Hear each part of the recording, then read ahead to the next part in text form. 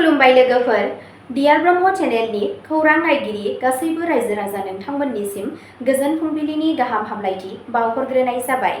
आं दिनै नोंथांमोननि सिगाङाव आरोबाव माखासे गोदान खौरां लानानै फैबावलायबाय। आसा खालामो नोंथांमोनहा खौरांखौ खोनासंनानै मोजां मोनगोन।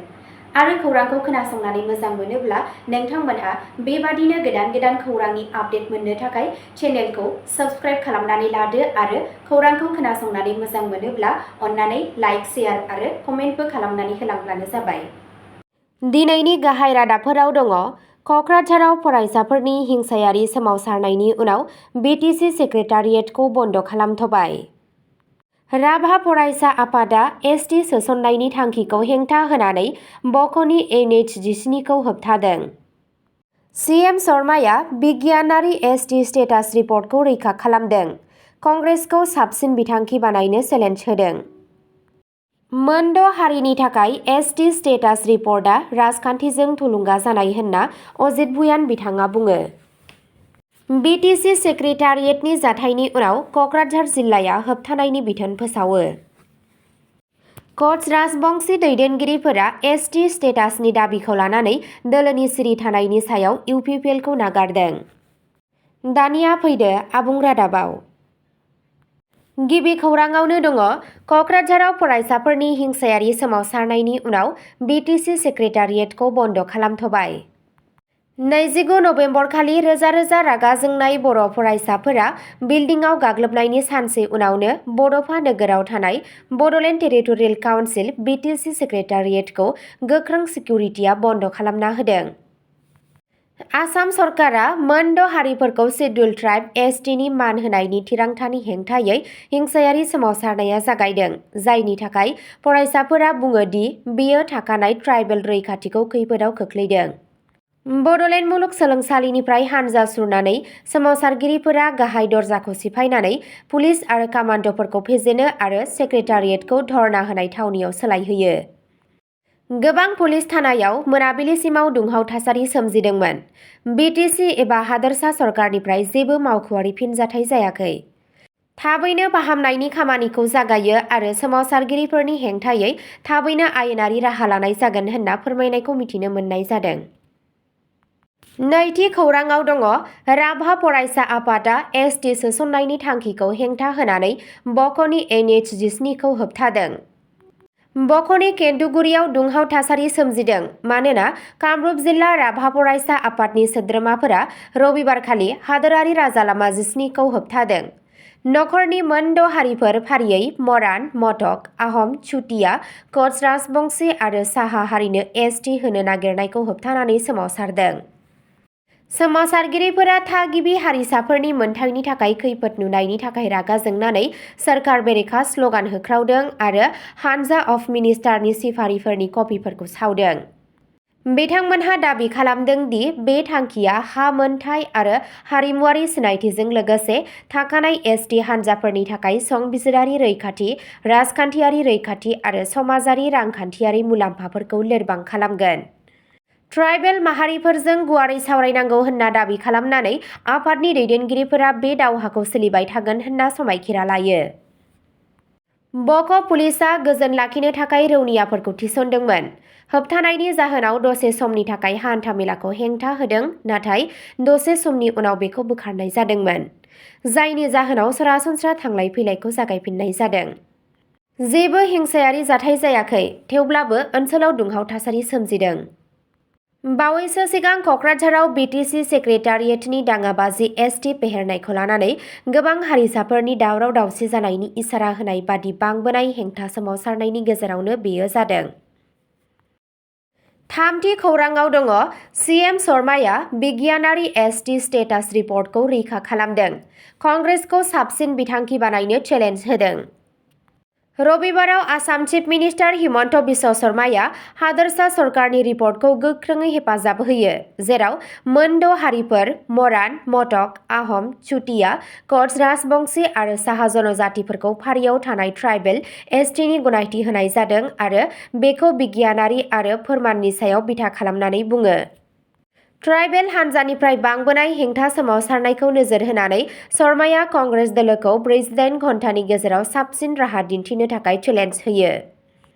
जुदि कंग्रेसनि खाथियाव जोंनि रिपर्टनिफ्राय साबसिन माबाफोर दं, अब्ला बिथांमोनहा बेखौ 48 घन्टानि गेजेराव गथायनांगौ, जाय बिथांमोननि दोलोनि आफादफोरजों सागान होनांगौ। नङाब्ला जोंनि रिपर्टआ थार होनना गनायना ला होनना बिथाङा बुङो। शर्मा बिथाङा बुङो दि मन्थ्रिफोरनि मोनसे हानजाजों थियारि खालामनाय बे रिपर्टआव गुबुन गुबुन ट्राइबेल आफादफोरनि बोसोनफोरखौ लाफानाय जादों। ट्राइबेल आफादफोरा बोसोन होनाय गासैबो बाथ्राफोरखौ सोफादेरनाय जादों। थेवबो आं बिसोरनि सोमावसारनायखौ बुजिनो हायाखै होनना बिथाङा बुंबावो। बिथाङा कंग्रेसखौ थाद'नाय गैयै जायगा सोलायबाय थानायनि थाखाय सोंखारिदों। बिसोरखौ मासे मावजिया जेबो सानस्लाबालासिनो जायखिजाया खाबुआव बारसोमनायजों रुजुदों। शर्मा बिथाङा कंग्रेसनि एमपि गौरब गगैखौ मोनद' हारिफोरनि हेफाजाब होनायनिफ्राय लानानै सरासनस्रा ट्राइबेल जेंनाफोरखौ सुस्रांनो थाखाय थांखि लानायनि थाखाय गोख्रों रावजों सोंखारियो। बावैसो सिगां क'क्राझाराव BTC सेक्रेटारियेटनि हिंसायारि जाथाय आरो राभानि फरायसाफोरा बक'आव राजा लामाखौ होथेनानै रायजोनाङै दावराव-दावसि सोमजिनायनि गेजेरावनो बे जाथाया जादों। गोदान ST मानदान्दाया थाखानाय हारिसाफोरनि मोनथाय, हा रैखाथि आरो मुलाम्फाफोरखौ लोरबां खालामगोन होनना गिनानै हादोरसानाङैनो दावराव-दावसि सोमजिदों। जोबथा बिबुंसारखौ लानानै कंग्रेसनिफ्राय दासिम जेबो फिननाय मोननाय जायाखै। ब्रैथि खौराङाव दङ मोनद' हारिनि थाखाय ST स्टेटास रिपर्टआ राजखान्थिजों थुलुंगा जानाय होनना अजित भुयान बिथाङा बुङो। रायजो सभानि संसद अजित भुयान बिथाङा रबिबाराव आसाम सरकारनि रिपर्टखौ सोंखारिनानै बुङो दि जेराव मोनद' हारिफोर मरान, मटक, आहम, चुटिया, कच, राजबंशी आरो साहा जनजातिफोरखौ अनुसूचित जनजाति STनि दर्जा होनो सुबुरुन होनाय जादों आरो बेखौ बिधान सभा बिसायख'थिनि सिगां हादोरसाखौ दिदोमथि गैयै खालामनो थाखाय मोनसे राजखान्थियारि खैसार होननानै बुङो। भुयान बिथाङा अजद होदों दि रोंगौथि गोनां कमिटिनि इनपुटनि गैयालासे बे थांखिया संबिजिरारि गनायथिनि आंखाल मानोना केबिनेटआ गाव हारसिंनो खामानि मावनो हाया। गिबि मन्थ्रिया टफि लाबाय होनना बिथाङा फेस्ला खालामनानै बुङो दि BJP दोलोआ दोलोखौ सुबुंफोरखौ थगायनो थाखाय बेखौ देरहासारनाय महरै फालिनो बिथोन होदों। बिथाङा दाबि खालामदों दि बे समआ हारियारि हानजाफोरखौ बोखावनाय, दावराव-दावसि सोमजिहोनाय आरो ट्राइबेल सिनायथि मोननो थाखाय आपार आसाम आफादफोरनि हेंथा सोमावसारनायखौ दबथायनाय। मोनसे पारदर्शी आरो समावेशी बिखान्थिनि दाबि खालामनानै भुयानआ सांग्रांथि होयो दि बेयो थागिबि सुबुंफोरनि मोनथाय आरो रैखाथिखौ खैफोदाव खोख्लैयो। बिथाङा बुंबावदों दि गथायनायनि उनाव जेबो एसेम्बलिनि बाथ्रा दान्थेलायनाय जायाखै। बाथि खौराङाव दङ BTC सेक्रेटारियेटनि जाथायनि उनाव क'क्राझार जिल्लाया होबथानायनि बिथोन फोसावो। बड'लेण्ड टेरिटरियेल काउन्सिल BTC सेक्रेटारियेटआव जानाय हिंसायारि फरायसा धर्नाखौ नोजोर होनानै क'क्राझार जिल्लानि बिबानगिरिफोरा आरोबाव दावराव-दावसि जानायखौ होबथानो थाखाय गोख्रों होबथानायनि बिथोन होदों। बे दाङाबाजियाव रागा जोंनानै बर' फरायसाफोरा मोनद' हारिफोरनो सिड्युल ट्राइब STनि गनायथि होनो सरकारा लानाय बिथांखिखौ हेंथा होदों। बिथांमोनहा गाहाय दरजाखौ सिफायदोंमोन, सम्पथिफोरखौ खहा खालामदों आरो रैखाथि हानजाफोरखौ दबथायदों। सोमावसारगिरिफोरा गिदों दि बे आगाना थाखानाय थागिबि सुबुंफोरनि मोनथाय आरो रैखाथिखौ खहा खालामगोन। भारतीय नागरिक सुरक्षा संहिता BNSS 2023 नि 163 दफानि सिङाव जिल्ला मेजिस्ट्रेट मसान्दा एम पर्टिना सेक्रेटारियेट कमप्लेक्स आरो क'क्राझार टाउननि सिङाव थानाय पाब्लिक एसेट्रफोराव 4नि बांसिन सुबुं थुबुर जानायखौ होबथादों।